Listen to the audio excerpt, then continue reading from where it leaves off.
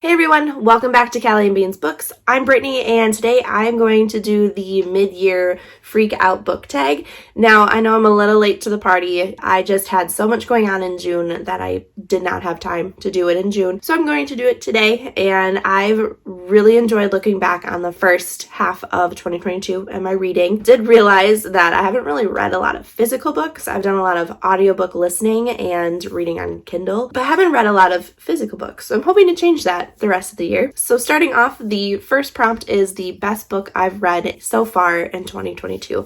And unapologetically, I am choosing House of Earth and Blood by Sarah J. Maas. I love this. I love this book. I listened to it on Audible, and it was one of those that is a little hard to get into because the world building is so deep and rich, but I fell in love with the world. It was a lot of fun kind of seeing how Sarah built this world in like modern day with all of these characters that are fae and just fantasy. It was beautifully done.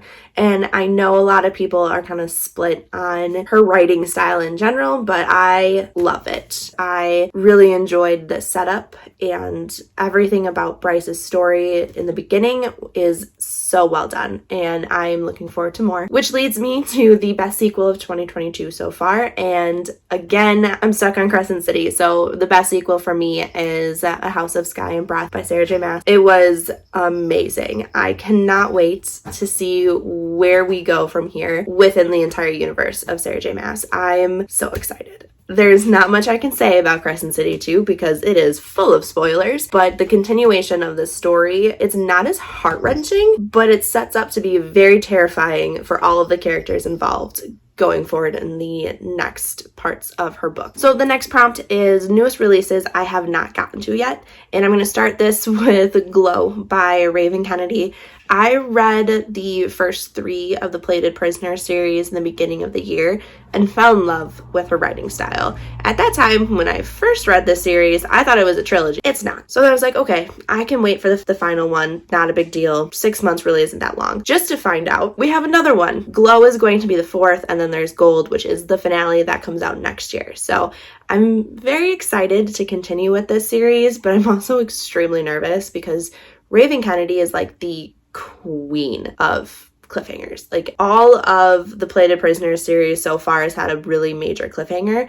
I'm also reading one of her other series. Every single book has a cliffhanger there as well. So I'm like, okay, here we go. So I'm nervous and excited to read Glow, but that is definitely one of the top books I have that I want to get to before the end of the year. My other newest release that I'm looking forward to is These Twisted Bonds by Lexi Ryan. I read These Hollow Vows pretty much in like a day or two last year, and I fell in love with it, and I could not wait for the sequel. So it's a duology, which is really sad to me because I thought she was going to set up to make it more of a trilogy. She didn't. It's still just a duology. This book came out, I think, just like 2 weeks ago, so I haven't had a chance to go out and purchase it, but that is definitely high on my list. So it's one of the newest releases that I haven't gotten to yet that I definitely plan on. For my biggest disappointment, that is going to be a whole series. I don't know if that counts, but I can't pick one out of this series, so I'm just going to do the entire one. And this is one that I found on Kindle Unlimited, decided to listen to it on Audible, and that is the Honey and Ice series by Shannon Mayer and Kelly St. Clair. First one is A Court of Honey and Ash. The second is A Throne of Feathers and Bone, and the finale is A Crown of Petals and Ice. There were bits and pieces and I was like, oh yeah, I'm really enjoying this. But overall, it was a really disappointing ending. There was a lot of setup to be really intriguing, and a lot of the magic was really interesting, but it reminded me a lot of the finale of Shadow and Bone. There is so much setup to make it into this new world, and it didn't really go that way. So that's why it's my biggest disappointment. I thought that it was going to be really intriguing, really interesting, and it just fell flat in a lot of moments. Like, the romance itself was very forced in a way. There really wasn't a lot of character development, in my opinion. It was just very flat, very predictable as well. Like, I kind of saw the twist a mile away. Everything was too good to be true, and then it kind of blew up in her face, and just biggest disappointment. My most surprising book of the year so far is A War of Two Queens by Jennifer L. Armentrout. prompt, and it is not surprising in the way most people are going to think. I was a little nervous going into this book because of all the hate hype I was seeing. Callie read it first and said there's really nothing to worry about. I love this book. I was on the edge of my seat the entire time. I was so excited to see where we were going, the reveals that just kept happening, the power that Poppy was still growing. I love this book. So it was most surprising in the way that I did not fall into the hate hype. The next prompt is my newest favorite author. I was a little back and forth. I wasn't sure who I wanted to pick for this. The reason I chose this author is I've read more of her books, Tessa Bailey, for sure. I fell in love with her writing style with her Fixer Up series.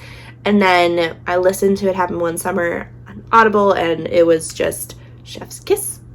Beautiful. I absolutely adore her writing style, and I adore her as a person. I'm following her on TikTok, and her personality and keeping us readers involved in her journey, writing her stories just helps solidify that she's my favorite. I think that she has such a creative mind when it comes to her romances that I fell in love. The other author I was back and forth with was Katie Roberts. The reason I can't commit is this is the only book by her that I've read, so it's really hard for me to be like, yes, she's my new favorite, because I've only read one of her books. But I did really enjoy Neon Gods and can't wait to continue reading more from Katie Robert. So I think that's why she's on the back of my mind when it comes to my new favorite. So the next prompt is newest fictional crush. And I was a little late to the Throne of Glass party, but Dorian is my favorite. He is my sweet cinnamon roll, and no one can change my mind, especially when we get later in the series. I absolutely adore him. So he is definitely my newest favorite crush. But since I was late to the party, I did go ahead and pick another one. My other newest fictional crush is Arryn from A Bridge Kingdom and The Traitor Queen by Danielle L. Jensen. I listened to both of these books through Audible, and I absolutely adore these two books. I was a little hesitant going into them, but was pleasantly surprised at how well the story moved along, and it wasn't that typical like enemies to lovers. It was back and forth, which I really enjoyed. And I think one thing that really solidified my crush on Arryn was his devotion to Lara, even when he hated her. And I think that was one of the most beautiful moments of the entire story, was how devoted he was to her. And I think that's why I really like him as a character. The next prompt is my newest favorite character, and I'm choosing Finley from the Deliciously Dark Fairy Tales series by K.F. Breen. And the first one is Ruin of Roses, and currently on Throne of Ruin. And this is kind of where the favoritism kind of settles in. Ruin of Roses is kind of hit or miss for me. There was moments where I'm like, I don't think I can continue this series, just because it was very repetitive. The characters are just kind of repeating the same thing over and over again, and it was just kind of losing me.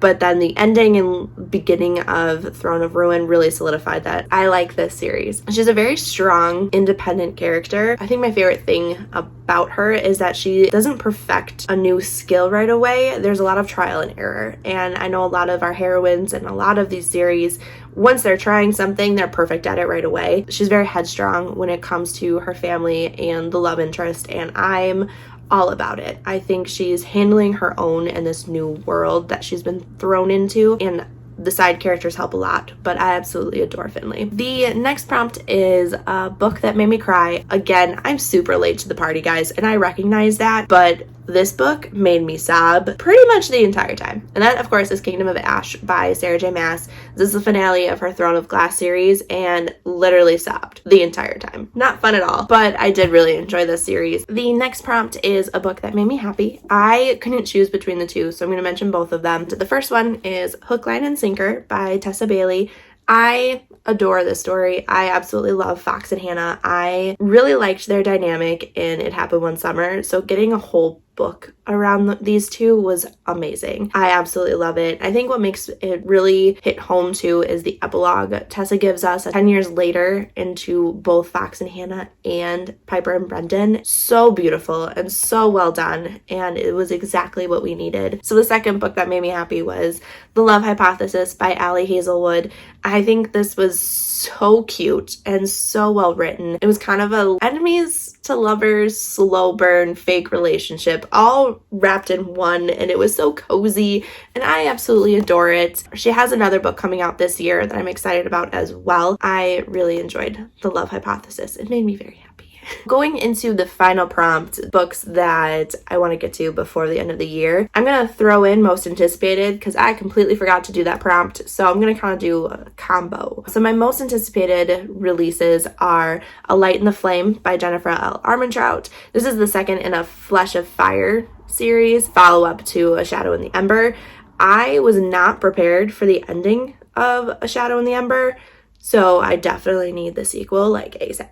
And that comes out, I believe, in November. My second most anticipated is A Very Merry Bromance by Alyssa K. Adams. I was not anticipating another one, and so that we are getting another one, I'm so excited. That one comes out November 1st, and best believe I am going to buy it right away because I've been missing the bromance characters. I'm so excited we're getting one for Colton. He was definitely the one I thought we were going to get before the Russians, so I'm so excited we're getting a story revolving around Colton because he is so mischievous and I'm just so excited. So those are my most anticipated reads that I do plan on reading before the end of the year. Books that are already out that I do need to read, going back to Glow by Raven Kennedy and These Twisted Bonds by Lexi Ryan. Those two are definitely very high on the list. I started The House in the Cerulean Sea by TJ Klune. I don't know what happened, but I put it down and now I still need to finish it. I'm about halfway through,